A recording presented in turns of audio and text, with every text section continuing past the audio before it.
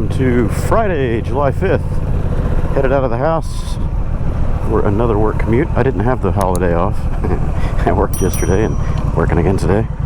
Not sure if I'm working over the weekend or not. Find out.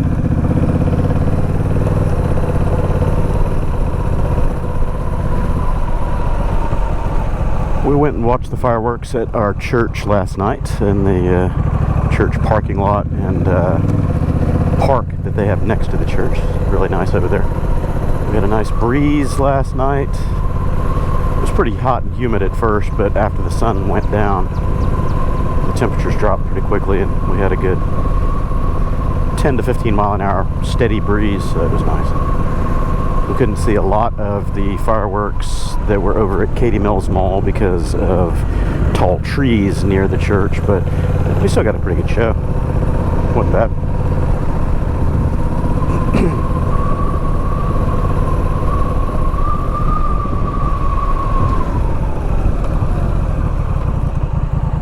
I've kind of gotten out of the 4th of July celebration mode. I discussed that a while back. I don't know, I can't justify spending hundreds and hundreds and hundreds of dollars on fireworks. You know, you're literally lighting money on fire, and they've gotten so expensive over the last few years that anytime you do an aerial display, you know, the mortars, whether it's a big mortar or a little mortar, it's like 20 bucks a shot. And the big ones are 100 bucks a shot.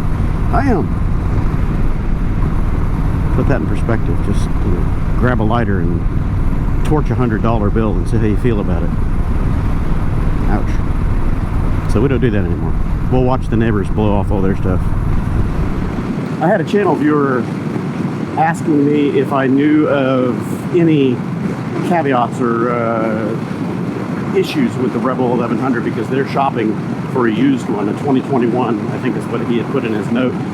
And I listed out the common things that I know of, just, you know, little minor issues. There's really no showstoppers, it's just little stuff here and there.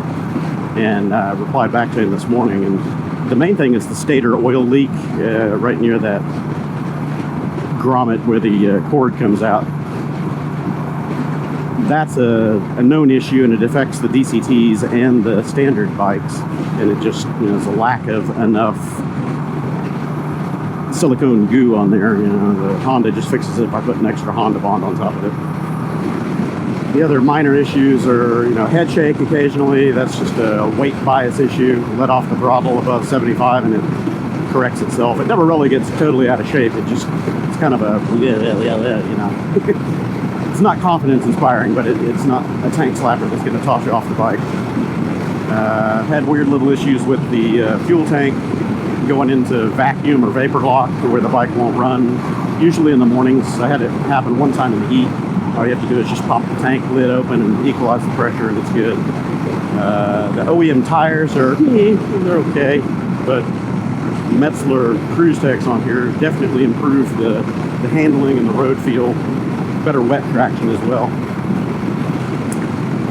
What else was there? The DCT can get a little bit hitchy sometimes, a little grabby, and doing the DCT relearn procedure, the reset relearn, seems to fix that. I can't really think of anything else. There have been a few little fit and finish items for users that are in the salt states where you've got a lot of salted roads in the wintertime and all that. Getting little rust spots here and there, but it's going to happen with pretty much any bike.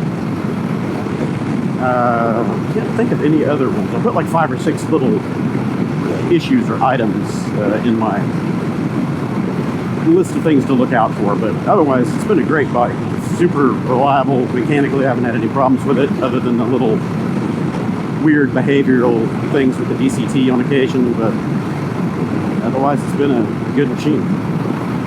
If any other owners out there on the Rebel 1100 are watching and you can think of other issues, put them in the comments below and I'll reply to the guy again on things to look out for on a used 21 Rebel 1100 DCT.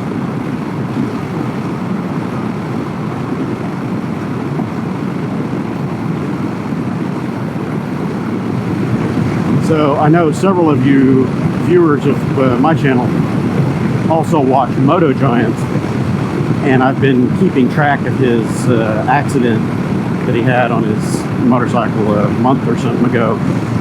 He's a older rider, you know, mature rider that does a lot of adventuring and moto camping and stuff, kind of like I do.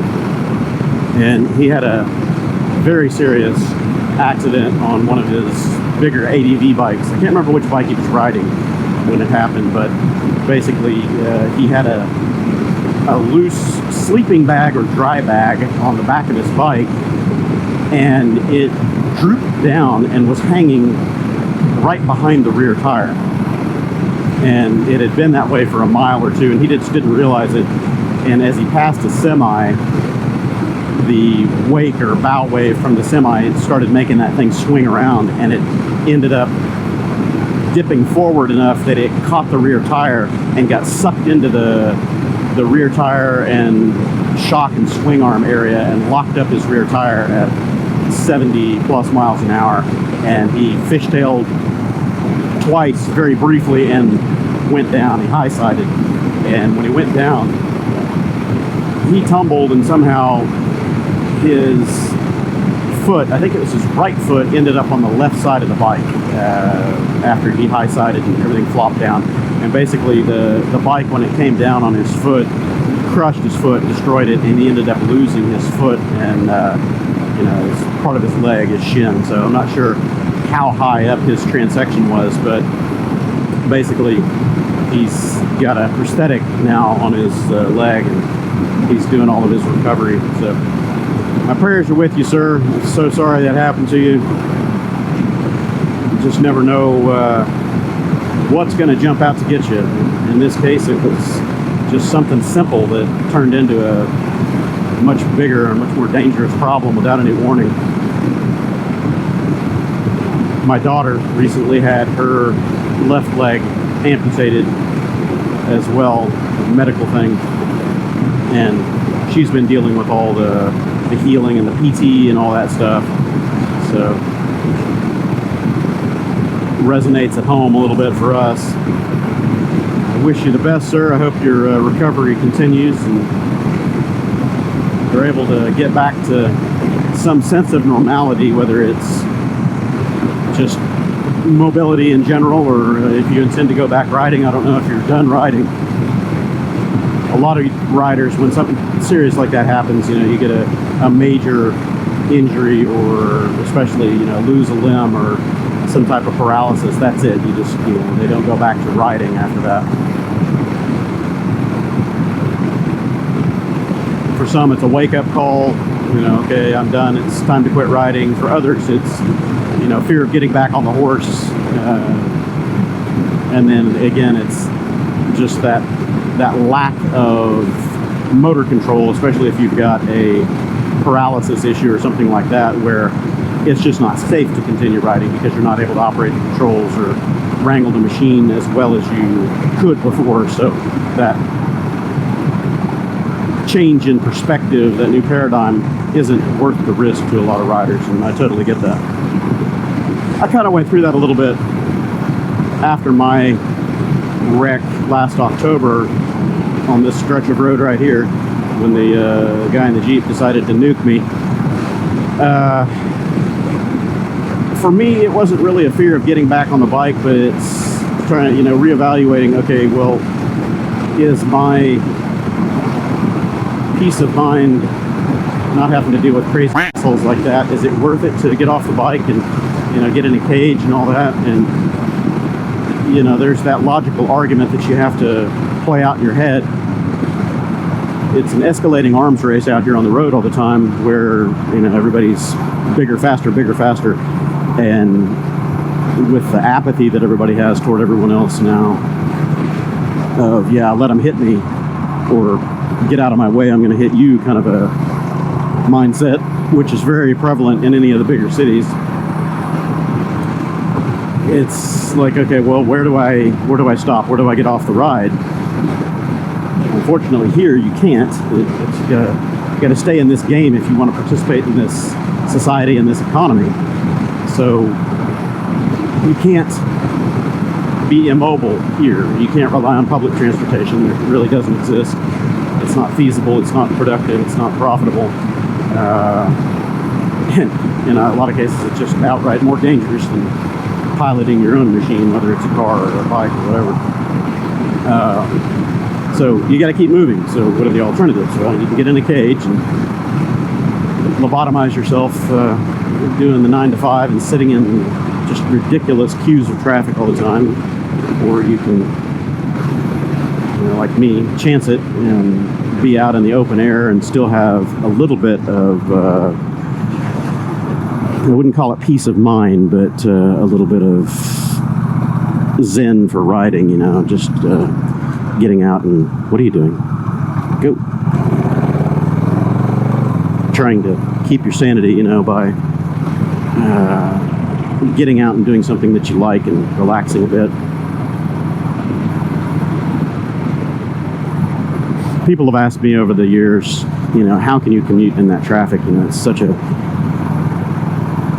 bizarre, dangerous shit show in Houston just to be on the streets.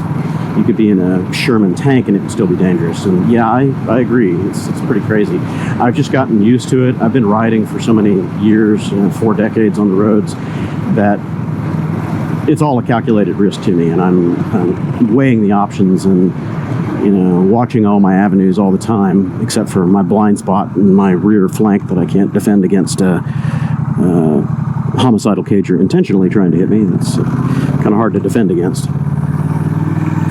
But overall, if you approach it as a chess game and you think 2 or 3 moves ahead, leave yourself an out, always realize, action, reaction, consequence of what you're doing, and trying to read the minds of all the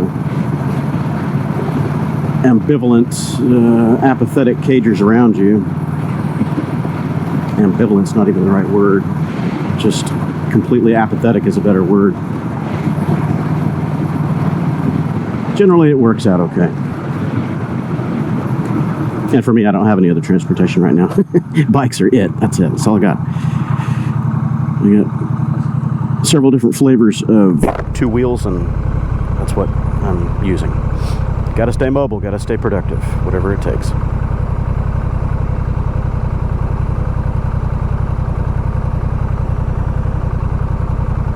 I've seen a lot of those videos going around lately on YouTube from big channels, small channels alike. MC Rider did one a few months back. Several others have done it as well, talking about when is it time to quit? When do you stop riding? Here are the signs. This is when you should stop. That kind of stuff. And for everyone, it's different. I don't think I'll ever stop riding until I'm physically unable to do it. If I continue to have neck and shoulder and back problems and complications from my wreck in October, if that degenerates further, then that could change my tune and accelerate my schedule for stopping my 2-wheeled adventures. But I'm gonna stay in the fight as long as I can. I just can't imagine quitting riding. It's just not in my brain book anywhere. It doesn't work. It doesn't compute. It's part of the equation that just doesn't match. I guess whenever a complete disability confronts me, then maybe that'll make sense to me, but I can't ever imagine it. I mean, being off the bike for almost 6 months after that wreck in October, it's brutal, man. It was killing me just to... as much pain as I was in, I was still trying to ride, and I'd ride around the neighborhood occasionally, and I'd ride down to the store on the corner, the Walmart, just half mile from my house, and it hurt, it's like, oh God, okay, keep doing it. It's like working out, no pain, no gain, just keep working through it.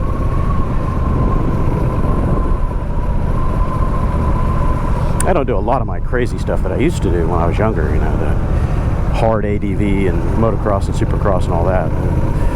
I definitely stepped back from that because that is high risk and injury prone. I'd love to go back out and do track days. I haven't done a track day in probably going on 15 years. Get out on a proper track and hang a knee, drag an elbow, but I'd have to invest in all the equipment again because I don't have my leathers or pucks or pads or any of my good stuff anymore. Sold all that off. If I ever did get out and do that, I would have to confront those injury fears again, because as you get older you realize that you're not invincible, you are mortal, and going down really fucking hurts. it's not that bounce up, dust yourself off and go for another round kind of shit. It hurts, man. It hurts a lot. Is that guy sitting there or is he driving? Okay, well, you're gonna sit there. All right, you sit there.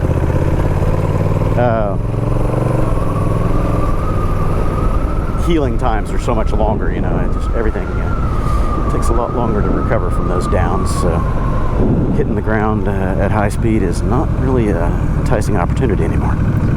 Anyway, I will catch you guys later this afternoon.